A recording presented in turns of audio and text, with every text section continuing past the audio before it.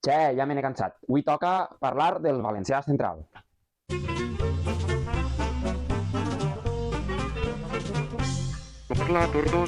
Dialectes, història de la llengua. Perdoneu la apropiació cultural. M'apetia parlar una mica de valencià central, que és el que avui vull explicar. Com bé sabreu, és el subdialecte del valencià que més pes demogràfic té. Se parla al centre del País Valencià, més o menys per aquesta zona. Però com ha arribat el valencià a València? Bé, és el típic que es diu sempre per la conquesta de Jaume I, el conqueridor, que va portar repobladors i van poblar tot el País Valencià i van expulsar gran part de la gent que hi havia allí, que eren bàsicament àrabs. Depèn de la zona, van poblar-ho en repobladors catalans, principalment de Lleida, o aragonesos, principalment a les zones de l'interior del País Valencià. Per això actualment parlen castellà. Aquí veureu un mapa del País Valencià en què surten municipis que van ser poblats per catalans i d'altres per castellans o aragonesos, principalment aragonesos. Cal dir que molts aragonesos també es van catalanitzar, ben ràpidament. Actualment no estic tan segur de què pogués passar. No entrem en el debat de si valencià i català són la mateixa llengua perquè no crec que sigui un debat. És evident que són la mateixa llengua. Sí que puc entrar en lo del segle d'or valencià tan famós. Al principi, a l'edat medieval, el centre cultural no era Barcelona, era València. I no cal oblidar això, de la importància cabdal que ha tingut per a la literatura catalana. Per això és un dialecte també que gaudeix de prestigi i que té trets bastant importants també per a l'estàndard, com la tradicional distinció entre V baixa i V alta, encara que actualment hi ha betacisme. Tradicionalment, el valencià general mantenia aquesta diferència, i en altres dialectes encara es manté.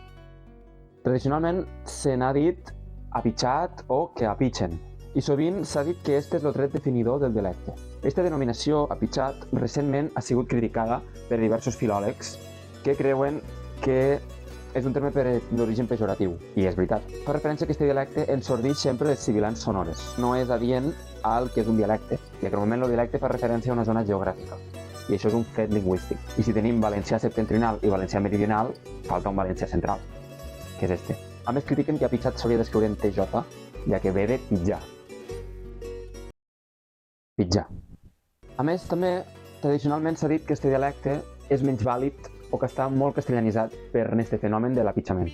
Res més lluny de la realitat. Aquest dialecte conserva trets clàssics molt vàlids i que cap altre dialecte conserva, com el passat simple, jo aní, tu anares, ell anar. La pronunciació clara dels grups consonàntics LT, NT o MP, molt, cantant, sabent, camp, i altres dialectes també apitxen, encara que no se'n destaqui aquest fet, com el català central, quan diuen metge. En això vull dir que no és un dialecte empobrit ni menor que un altre. De fet, aquest fenomen de l'apitxament tradicionalment també s'ha dit que és d'influència castellano-aragonesa. Diversos estudis conclouen que no és així, sinó que ha sigut una evolució interna de la llengua, especialment a la zona de la capital valenciana. També s'ha de dir que és un fenomen, el de l'apitxament, que al llarg dels anys ha anat estenent-se cada vegada més, i és normal entre el jovent d'un dialecte que tradicionalment no ha pitjat sentir que actualment apitxen. Aquest fenomen més nou podria ser per influència del valencià central o també per influència del castellà. Per tant, el que delimita el dialecte valencià central seria este ús del passat simple.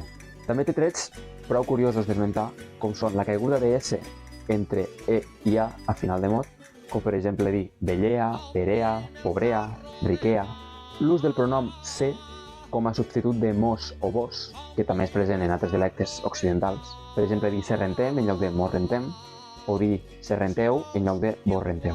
L'ús d'una D de suport en la preposició a, per exemple, jo li dono un regal a ell. Un altre tret clàssic és el manteniment de les desinències amb au.